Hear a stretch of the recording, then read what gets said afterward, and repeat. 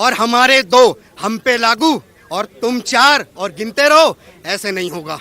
Sir सवाल ये उठता है कि नवाज के बाद पत्थरबाजी क्यों ऐसा देखने को मिलता है? भाई जैसा पढ़ाया जा रहा है वैसा ही तो होगा, ये तो मदरसे की मेरे हिसाब से तालीम है। फिर भाई हमारे यहाँ तो ऐसी कोई गुरुकुल में तालीम नहीं, हमारे यहाँ तो ऐसी कोई तालीम नहीं है। लेकिन एक विशेष समुदाय ही क्यों पत्थर उठाता है, कोई इसकी जवाब दे। कश्मीर से लेके कहीं भी देख लो, आज कश्मीर में पत्थरबाजी पे रोक लग गई है, लेकिन वहां पे टारगेट किलिंग शुरू कर दी है।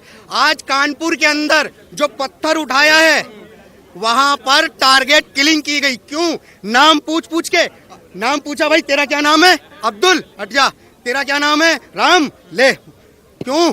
Target killing. अरे वो जो रिक्शे वाला जो पूरा फटा हुआ था, क्या बिगाड़ा था तुम्हारा उसने जो तुमने उसको मारा है? नाम पूछ के मार रहे हो। अगर हम नाम पूछने पे आ गए ना तो जगह कम पड़ जाएगी। पाकिस्तान तो छोड़ो, अफगानिस्तान पार निकल जाओगे, क्योंकि अफगानिस्तान पाकिस्तान हमारे बाप दादाओं का है। 574 रियासतें दान में दी हमने। तुम्हारी नहीं सुनेंगे, ऐसे सुनेंगे नहीं। सारे कागज हैं, सब कुछ है। तुम्हारे पास कुछ है? तुम्हारे पास कुछ है? नहीं है। लाओ ना कागज। 57 मुस्लिम देश है ना, तो मंगवाओ अपने कागज। कौन कौन से आर्किटेक्ट हैं आपके? हैं कौन कौन से आर्किटेक्ट है? अगर इतने ही बड़े आर्किटेक्चर थे तो वहाँ पे सऊदी में क्यों नहीं बना पाए? अरे किराएदार नहीं, हिस्सेदार हैं यहाँ के हम। हाँ, हिस्सेदार हैं, इसलिए तो पाकिस्तान ले गए थे मजहब के नाम पे। और मजहब के नाम पे पूर्वी पाकिस्तान जो वर्तमान का बांग्लादेश है, और हिस्सेदार हैं तो इसलिए तीसरा देश भारत। अरे भैया हम सेकुलर नहीं बनेंगे। हमने चूड़ियां नहीं पहन रखी है जो हमें पागल बना के सेकुलरता का पाठ पढ़ाया। एक साथ मजहब के आधार पर बंटवारा हुआ तो सारे बाहर कर देते, नहीं किया। 3 देश दे दिए। भारत में हिस्सा क्यों दिया? क्यों दिया भारत में हिस्सा? अरे हमारे को हिंदू राष्ट्र बनाते, हम हिंदू राष्ट्र की मांग करते हैं और करेंगे। क्यों? उसका कारण है, आप मुस्लिम राष्ट्र के नाम पे 57 देश बनाओगे और हिंदू राष्ट्र के नाम पे हम एक देश नहीं बनाएंगे। भारत में आवाज उठ चुकी है और हिंदू राष्ट्र आने तक रुकेगी नहीं। और मैं आज ये लिख के दे रहा हूँ, जिस दिन हिंदू राष्ट्र भारत घोषित होगा, एशिया के आधे से ज्यादा देश हिंदू राष्ट्र बन जाएंगे। कह रहे सेकुलर देश है ये। सेकुलर कौन कह के गया? ये कह के गए खाली इसीलिए कि इनको यहाँ देश में रहना है। इसीलिए अगर देश में रहना है ना तो सेकुलरता का पाठ फिर दोनों तरफ लागू होगा। मेरी तरफ लागू नहीं होगा, आपके भी तरफ लागू होगा ना। आप इधर मुझे भाईचारा कह के पत्थर मार रहे हो, काट रहे हो, मार रहे हो, पीट रहे हो, क्यों? ऐसे नहीं चलेगा बिल्कुल भी। सर ये बताइए, जब पत्थरबाजी करने वालों पे कार्रवाई होती है तो कहने लगते हैं कि एक तरफा कार्रवाई की जा रही है सरकार की तरफ। ये तो विक्टिम कार्ड है इनका। ये तो विक्टिम कार्ड है। हिंदू पिटेगा तो ये शांत रहेंगे, देखेंगे। और हमारा हिंदू सोया हुआ है। कुछ लोग हैं, आते हैं, निकलते हैं मदद के लिए, लेकिन बाकी के हिंदू जो है ना वो अपने परिवार की जीविका के लिए लगे हैं। लेकिन मैं उनसे सिर्फ एक बात कहना चाहता हूँ, आज आप जीविका के लिए लगे हो, लगे रहो। लेकिन कश्मीर में जब कश्मीरी पंडित निकाले गए थे, क्या नहीं था उनके पास? सेब के बागान, केसर के बागान। आज है क्या? कहाँ हैं आज वो? अरे हम 800 साल पहले की बात नहीं कर रहे हैं, हम अभी 35 साल पहले की बात कर रहे हैं। और 35 साल छोड़ो, अभी 35 घंटे पहले की बात देखो ना। 35 घंटे पहले क्या किया? तो भाई ये भाईचारा नहीं चल पाएगा, अब बहुत दिनों तक नहीं चल पाएगा। अगर भाई मानते हो तो भाइयों की तरह रहो, भाइयों की तरह सहो। तो लेकिन सदियों से भाईचारा चला आया, ये तो मोदी जी ने आके खराब कर दिया है। हाँ, सदियों पहले 1947 में ना भाईचारे में ना पूरी ट्रेन काट के और पूरी भर के लाशों से भेजी थी। इसी भाईचारे का तोहफा था वो 47 का बंटवारा। कोई बाहर से नहीं आता। कार सेवा करके आ रहे थे ना गुजरात में, तो 2 बोगी जला दी थी, 2 बोगी। यही भाईचारा था, यही भाईचारा था। सीए के नाम पे पूरी दिल्ली में अराजकता फैलाना, यही भाईचारा था।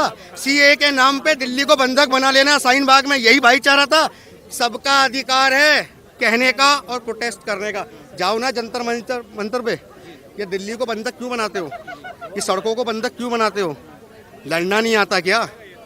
आज हम कानून से लड़ रहे हैं, हमने अभी हथियार नहीं उठाया है, हम कानून से लड़ रहे हैं। तो फिर डर किस बात का है? पर वे लोग कानून क्यों नहीं मानते? क्यों पत्थरबाजी करने पे उतारू हो जाते हैं अगर किसी ने पैगंबर साहब के खिलाफ टिप्पणी कर दी तो? देखिए, नुपुर शर्मा जी का जो मामला है ना, मैं उसमें सिर्फ एक ही बात कहूँगा, उन्होंने जो भी बोला है वो आप ही ने तो लिखा था, या आप ही की तो किताब में लिखा है, या आप ही के तो मौलाना डिबेट पे कह रहे हैं कि ऐसे ऐसे है। मैं नाम नहीं ले रहा हूँ किसी का, भाई मुझे भी डर लगता है, मेरे भी बच्चे हैं। पता चला अभी निकला किसी ने मार दिया, क्यों जी? भाई नुपुर शर्मा को तो सिक्योरिटी मिल जाएगी, हमें थोड़ी मिलेगी। लेकिन हम बोलेंगे, उन्होंने कुछ गलत नहीं बोला, वही बोला जो आपकी किताब में लिखा है। और नहीं लिखा है तो दिखाओ, फिर दुनिया को बताओ क्यों, क्या लिखा है वो बताओ ना। कुछ गलत थोड़ी बोला उन्होंने। सर सवाल ये भी उठता है कि सब नुपुर शर्मा को याद करते कि नुपुर शर्मा ने गलत बोला, लेकिन उन मौलानाओं से कोई सवाल नहीं पूछता जो लगातार महादेव पे गलत टिप्पणी कर रहे हैं। जैसे कुछ मौलाना कह देते हैं इसको प्राइवेट पार्ट है ये। यही तो हम लोगों को सेकुलरता में पढ़ाया गया कि भाईचारा बोल के इनके साथ जो मर्जी कर लो, क्योंकि हमारी धार्मिक भावनाएं नहीं है। हम कानून के दायरे में समान कानून नागरिकता में रहते हैं, लेकिन सभी को समान कानून नहीं मिल रहा है। इन्हीं कानूनों के तहत में हम लोगों के साथ में भेदभाव विशेष समुदाय के लिए करते हैं और करते रहेंगे। ये क्यों? ये जब तक करेंगे जब तक हम जैसे लोग अगर इनका बहिष्कार नहीं करेंगे नेताओं का, क्योंकि इनकी विचारधारा साफ है। अभी कल का ही मामला है, गोल्डन टेम्पल पे खालिस्तान जिंदाबाद के रैली निकली है, जिसमें आम आदमी पार्टी पूरी सुरक्षा दे रही है। क्यों पूरी सुरक्षा दे रही है? खालिस्तान जिंदाबाद, आजादी। यह आजादी, आजादी क्या है? ये आजादी जिस देश में रह रहे हो, यहाँ से ज्यादा आजादी किसी को मिल जाएगी? अरे मैं तो कह रहा हूँ कि अगर आप संविधान को नहीं मान रहे हो ना, तो पूरी तरह सरिया मान लो। और अगर सरिया इतना अच्छा था तो अफगानिस्तान में भागने वाले प्लेन पे चढ़ के नहीं भागते और ना वो ऊपर से गिरते। अगर सरिया इतना अच्छा था और सरिया मांगना चाहते हो ना, तो पूरा अपनाओ। चोरी करने पे हाथ भी कटवाओ अपने, जो सजा है। फिर कानून की तरफ मत भागो कि हमें छोड़ दो। फिर पूरा मानो तो पूरा मानो, वरना हम लोगों के ऊपर भाईचारे के नाम पे ना सरिया मत थोपो। हम नहीं स्वीकार करेंगे। ये देश संविधान से चलता है, चलेगा और चलता रहेगा। देवबंद के मौलानाओं का ये बयान आता है कि अगर आपको हमारा धर्म, हमारा मजहब प्यारा नहीं है तो आप पाकिस्तान चले जाइए, ये मुल्क हमारा है। इनके बाप दादा रजिस्ट्री कर गए थे क्या ये मुल्क हमारा है? अगर ये मुल्क इनका होता तो 1947 में मजहब के नाम पे बंटवारा कभी होता ही नहीं। अगर ये इनका होता कभी नहीं होता। ये झूठ बोलते हैं, ये मक्कार हैं, फरेबी हैं। ये अपने मतलब के लिए किसी को भी भाईचारे के नाम पे काटने को तैयार रहते हैं। ये झूठ बोलते हैं। अगर भाईचारा और ये देश इनका होता तो इस देश के 3 टुकड़े नहीं होते। क्योंकि हम लोग अभी सिर्फ यही जानते हैं ना, भारत के 2 टुकड़े हुए, 2 नहीं हुए 3 हुए। पाकिस्तान, पूर्वी पाकिस्तान जो वर्तमान का बांग्लादेश, और तीसरा हिस्सा हमारा भारत। अगर मजहब के नाम पे ही भेजा जाना था ना, तो भारत में रोकना नहीं चाहिए था। और जब भारत में रोक दिया तो 2 नहीं, गिनती सुधारो हिंदुओं, 3 देश दिए, 3। और इस भाईचारे को अगर पहचानना है, ये गंगा जमुनी तहजीब के नाम पे हम लोगों को सिर्फ विक्टिम कार्ड खेलते हैं सरकार के आगे, कुछ नहीं करते हैं। ये सिर्फ विक्टिम कार्ड। भाई एक तरफ 3 तलाक आता है, गवर्नमेंट लाती है, संसद में बिल पास होता है, आप उसे मानते नहीं हो। एक तरफ काशी में 91 एक्ट लागू है, आप उसे मान रहे हो।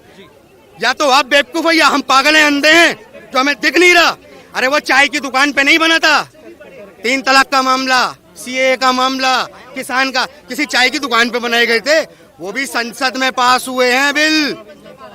91 की दुहाई देने वालों, पहले उसका विरोध बंद करो, वो भी संसद में ही पास हुए हैं।